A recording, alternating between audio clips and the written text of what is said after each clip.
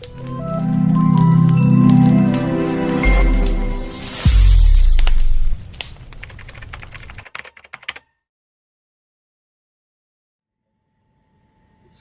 warahmatullahi wabarakatuh. Para dulur, alhamdulillah pada sore hari ini saya berada di Jogja untuk bersilaturahim dengan guru saya, guru Anda semuanya, guru kita semuanya ini Ustadz Danu. Yuk kita ikuti, kita akan ke rumah beliau. Tuh dia, sambil nunggu beliau. Sehat ya Pak ya? Alhamdulillah. Pak, saya dengar-dengar Bapak dari Matraman atau dari Mataram. Oh, Mataram. Mungkin Mataram, Nusa Tenggara Barat ya. Nah, ini saya dapat informasi Bapak kesini itu menghadiri acara Ustadz Danu, katanya benar naik motor Pak. Bawa mobil sekarang. Kalau dulu kalau ada acara di Jogja sering bawa motor. Bawa motor. Ya, yang sekarang ini bawa mobil. Oke. Sejauh itu kenapa dari Mataram naik motor dulu itu ada apa Pak? Kalau dulu ada kegiatan rutin di Jogja sini dengan keluarga besar Sinar Perak. Kalau sekarang ini ada undangan untuk acara resepsi pernikahan Putri Ustadz Danu Mbak Narita. Oke, kesannya gimana Pak dengan acara pernikahan? Alhamdulillah, bersyukur, sangat senang bisa menghadiri, bisa tahu langsung acara resepsi pernikahan Putri Ustadz. Alhamdulillah. Apa hikmah di balik itu yang Bapak bisa ambil? Sangat senang bisa melihat langsung, mudah-mudahan bisa menjadi gambaran untuk saya ke depan untuk berlaku yang baik. Kalau Ustadz Danu kan kemarin di resepsi pernikahan putrinya itu tidak ada kotak Empau. angpau ya. Apakah Bapak juga nanti pada saat menikahkan juga akan seperti itu atau gimana Pak ya? Insya Allah. Insya Allah. Mengikuti jejak ya? Iya, mengikuti Ustadz yang baik. Alhamdulillah. Insya Allah mudah-mudahan saya bisa hadir di Mataram. Amin, amin, amin. Iya. Bukan Sama Matraman. keluarga atau sendiri Pak?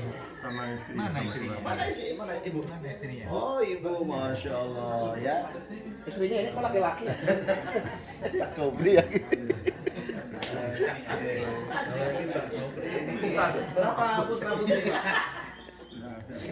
Belum ada laki-laki. Oh, belum ada ya. Mudah-mudahan sepulang dari sini menghadiri Allah.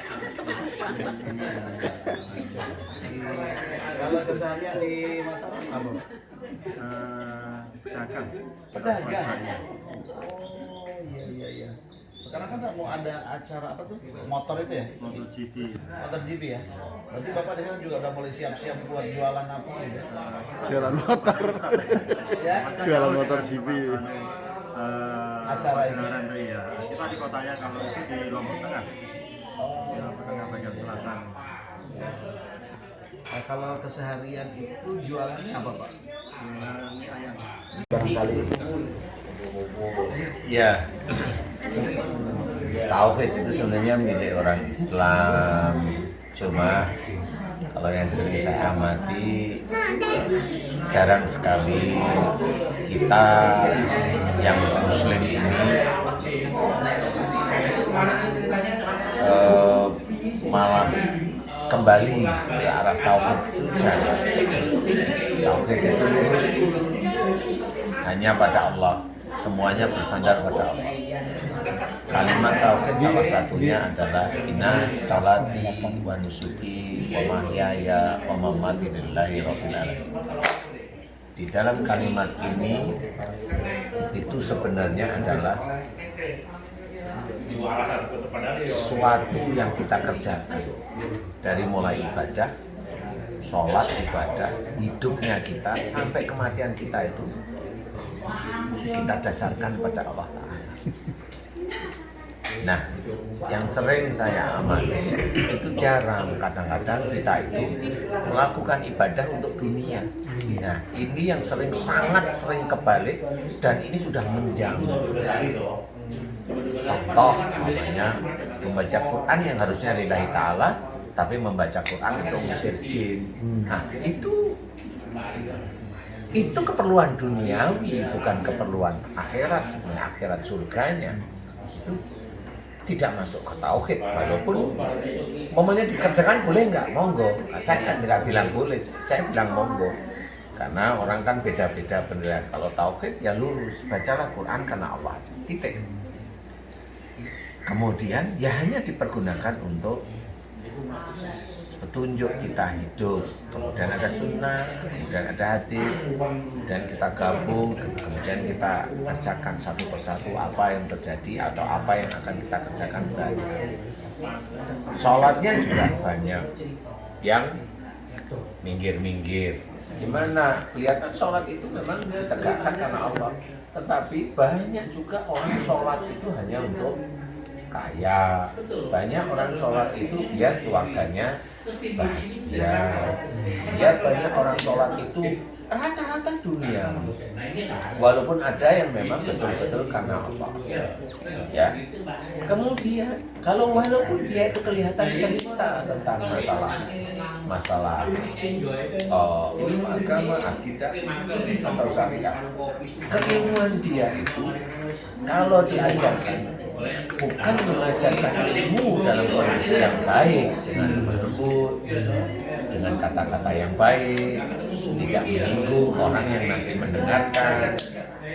Nah ini banyak yang dalam menceritakan kebenaran itu menyakiti orang lain. Menyakiti orang lain itu tentunya orang-orang non muslim, bukan, malah saudara sendiri yang disakiti. Nah inilah yang menjadikan saya juga berpikir kenapa seperti itu ya. Padahal dalam ajaran kita itu kan menyakiti hati sesama muslim tidak boleh. Tetapi saat ini sangat banyak sekali orang-orang Islam itu saling sakit menyakiti. Seperti itu. Jarang orang itu yang orang muslim disakiti, dia malah tersenyum mendoakan yang disakiti, mendoakan yang menyakiti. Sangat jarang. Nah, inilah yang harus kita ketahui, bahwa sikap-sikap kita harus kita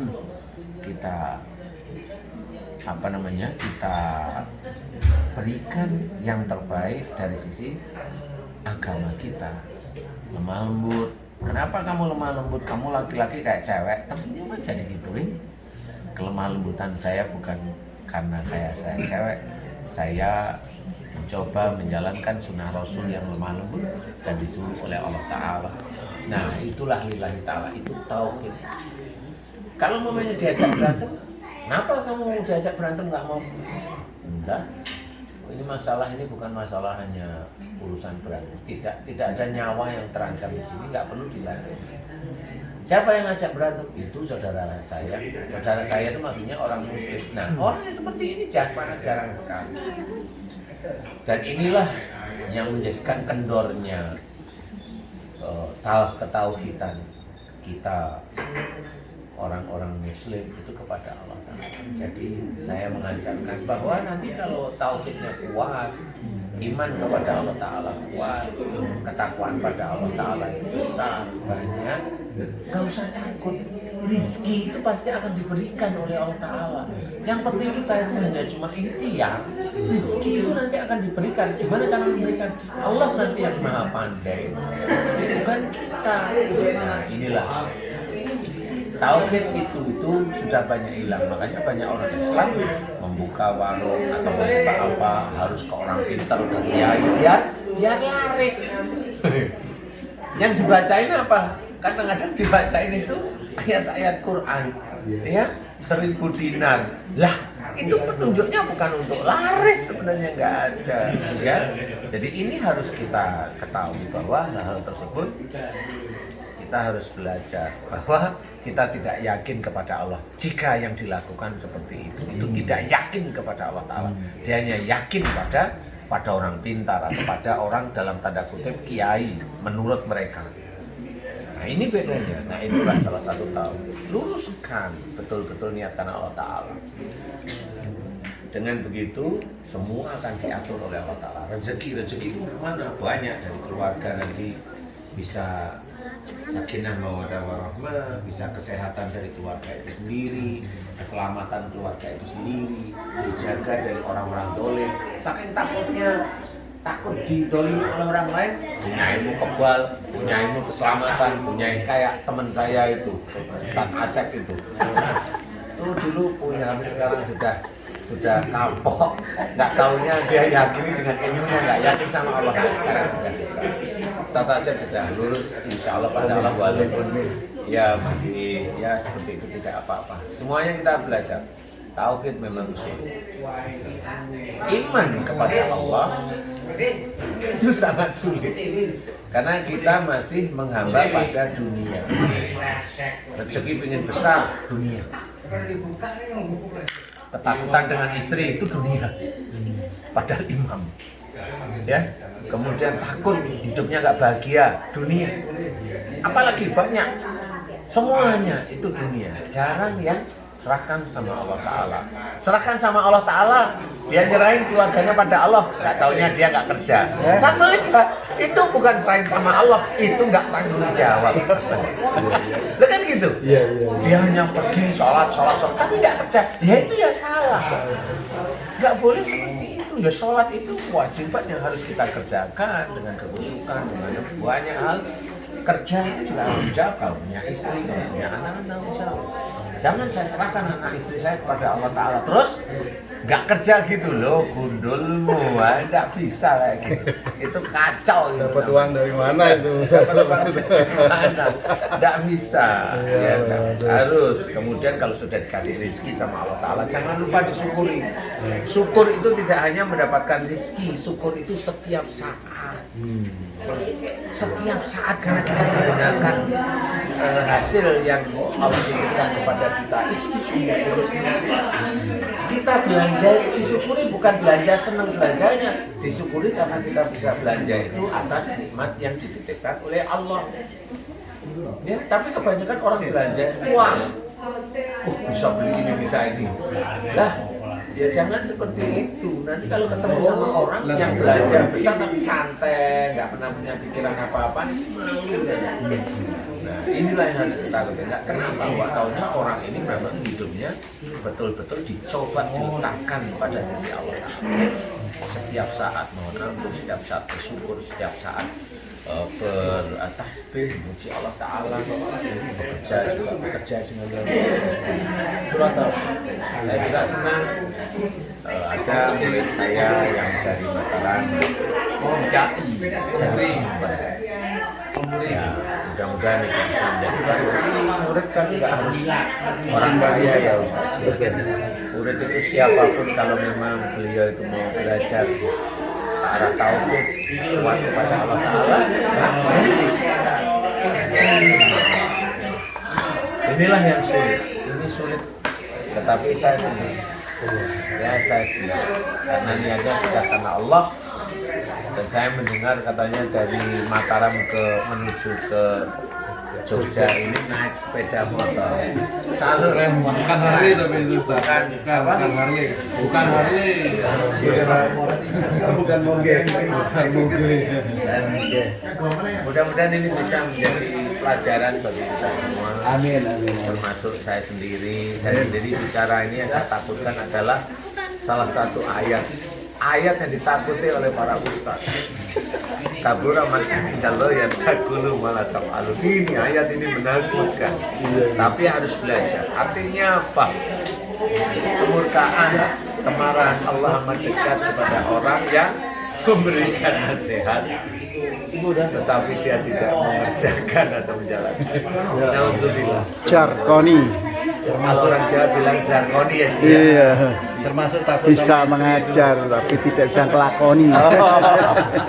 Jarkoni. Iya, bisa mengajar, memberikan ilmunya, tapi tidak bisa memberikan, tidak bisa mengerjakan. Dan itu kita sebagai pendakwah harus hati-hati. Harus benar. Jadi tidak bisa kita masa ngomong tahu ilmunya diberikan tapi tidak dijalankan. Oh, itu dosa besar di hadapan Allah Ta'ala. Makanya di situ itu saya sangat takut. Termasuk bagaimana caranya orang itu bisa mendapatkan rezeki yang besar. Kenapa saya jarang sekali bicara? Karena itu takut Saya nanti sekali waktu akan diskusi tentang bagaimana sih untuk mencari rezeki halal, thayyib dan penuh berkah, dan kalau bisa pun dilebihkan oleh Allah Taala. Amin. Cuma untuk saat ini karena apa? Saya pun masih belajar. Belajar apa? Belajar untuk memberikan rezeki yang dititipkan Allah itu diberikan pada orang lain yang membutuhkan, yang bisa ada di jalan Allah seperti itu. Hanya itu. Begitu Ustaz, ya. Terima kasih banyak Ustaz atas nasihatnya ini luar biasa ya. Dan kayaknya rezeki juga udah mulai datang. Berapa Pak? Bukan rezeki ini mie. Ini mie Mie ya. ini mie ayam. Tapi yang jualan subscribernya kita. Namanya Mas Eko Supriyanto. Masya Allah. Kalau di Mataram ada juga Pak. Ada mie ayamnya Mas Suja. Jangan lupa ya, orang Mataram ya. Jangan lupa. Oke. Baik Ustaz, terima kasih. Selamat menikmati mie-nya. Nanti MPH main-main ke Mataram. Cocok. Setuju ya. Makasih banyak Ustaz ya. Ini jadi tukang mie juga di Mataram. Di Bali, Sabang Bali.